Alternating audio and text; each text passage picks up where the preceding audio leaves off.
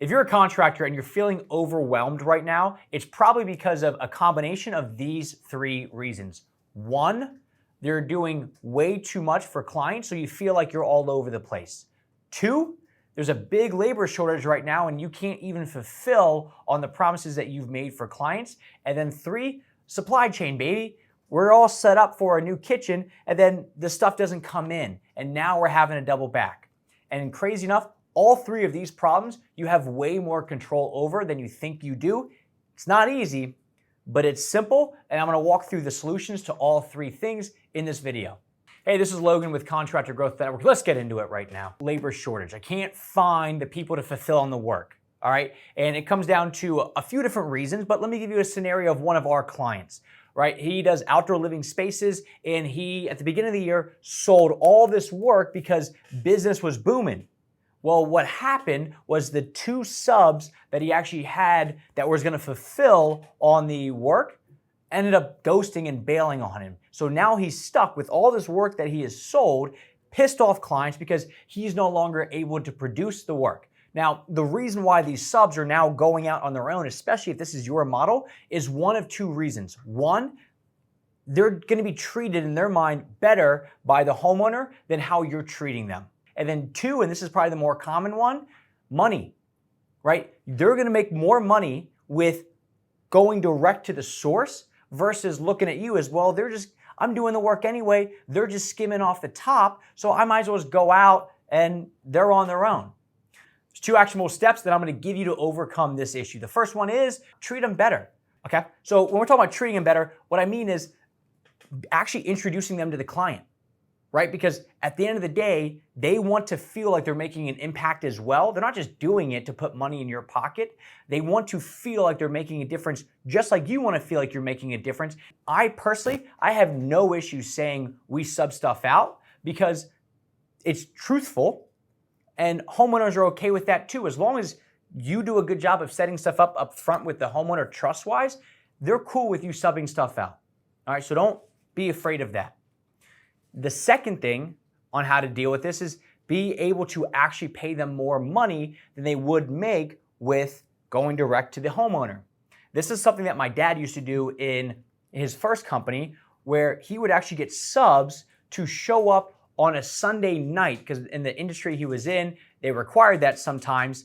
And I asked him how he would do it, and he said, first, I treated them amazing, and second, I would pay them more than if they were to go direct to the actual client themselves. So they're treated better and they are being paid more. So in your circumstance, you need to, when you're bidding jobs, if you were gonna sub somebody out, especially in this environment and economy right now, you need to make sure that you're budgeting for paying your sub more than they would be able to make with somebody else, or going direct to the consumer, excuse me. You're probably thinking right now, well, there's no way I can do that, right? That's so much money and I'm gonna price myself out of the market. I got you covered at the end of the video. If there's chewing off camera, put the camera at that guy over there. look at him chewing in here. All right, the second problem that you're facing right now is you feel like you're all over the map with the services that you provide. I actually just hopped off the phone with a client that he does kitchens and baths. And he said, everything is going great aside from him taking on smaller work.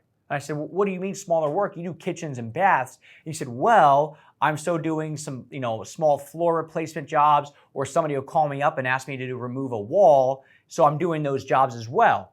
So he feels like he's all over the map with stuff, when in reality, his primary focus is those main two services. So when we reduce the amount of services that we offer, which I'm gonna walk you through in a second how to do that, then we feel like we have more control because it's a tried and true process that we've gone through. Now, here's where the real moneymaker comes in. How do we actually do that? Because the emotional side of it is, well, I'm turning work away.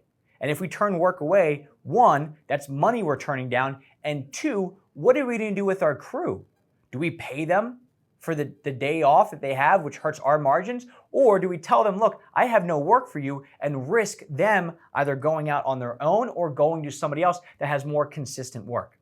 This is what we do. Two options.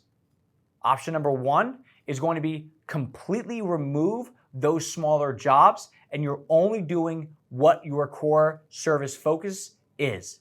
And I know it sounds scary. What that's going to do for you is that it's going to put the pressure on you as a business owner to make sure that you are finding those core service projects to keep the crew busy. Pressure is good.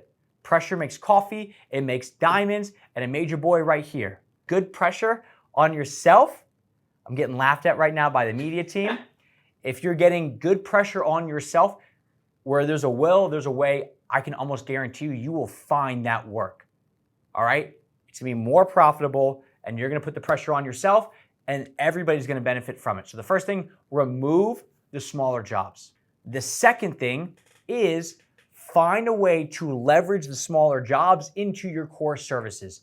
For example, in this case, when he said I do small flooring replacement jobs, but his real bread and butter is kitchens and baths, he can go out, do the small flooring job, and talk to the homeowner and say, hey, look, while I'm here, my main specialty is kitchens and baths. When I walked by your bathroom earlier, it seems like this floor that we're doing out here is not going to match the floor that's in there. Do you want to talk about updating that bathroom so that way it fits what we're doing out here? If you're starting to feel like you're more in control by what we're talking about, you're seeing the light, do me a huge favor. Hit the like button right now because that will trigger the YouTube algorithm to help other contractors in your exact same position that may not be fortunate enough to have found this video. Thank you. The third problem that we're going to talk about right now is supply chain issues. What I mean by this is you are set up to go and put in a beautiful kitchen. You work out the schedule, you're a logistical genius, and then right before you start, you get a notification saying the cabinets are not going to be in for another 6 weeks. Now, you can either go to the client and say, hey, look, we can do most of your kitchen, but we can't do your cabinets for another 6 weeks, or you have to now reshuffle everything, and it's all because we did not have the supply in. How do we deal with this? Well, going back to my dad, when I used to work for him, he's a pond builder. He uses the exact same rocks to build a pond on every single job. And at the end of every single job, there was always material left over, so we would pile that stuff up. So it did two things. One, it made sure we always had supply. And two, it actually helped because on the next job, if we priced it at, let's say, 20 grand, and we knew of that 5 grand was gonna be rocks, well, we didn't have to go out and buy new rocks, so now that job cost us 5 grand less to actually do. So now I know you're thinking like, well, that works great in the pond world, but in my industry, people like custom. They're hiring me for the custom side of things. That's not actually the case. What ends up happening is you think of yourself as I'm a custom builder, I'm a custom landscaper, whatever you want to call it. You're not actually custom. What you're doing is you're just telling the client to pick out their own materials and then you're just installing it. It is not your custom work, it is the client picking out custom aspects of it and then you're simply just installing it. So what this does, one, it adds more pressure onto the homeowner to pick out the perfect selection, which slows down the process. And two, it now makes them essentially feel like they don't need you or they can just get somebody else to install it, which puts you into commodity zone. As a contractor, people are hiring you because they want to upgrade their home to feel like they're now along with the times, like up to style, stuff like that. So as a contractor, if you step in and guide them on the latest and greatest trends, well, now they're also looking at you as not only somebody to install it, but to also be a consultant. And if I say the word consultant, it's also synonymous with high dollars. So now you're not only the labor, but you're also the brains behind it. They love that. Remove the amount of different supplies that you have to bring in because it's actually hurting everybody involved by being more custom because you're not actually custom. You're just doing what they want to do. Now, all of this is made way easier by having more profit in the business. I'm going to link right now to a video that talks all about how to command higher profit jobs, and you'll be on your way to fixing all 3 of these problems. Thank you. Now, Logan, I want you to say, first off, Aaron's the man. Ha ha ha, I hope I keep my job.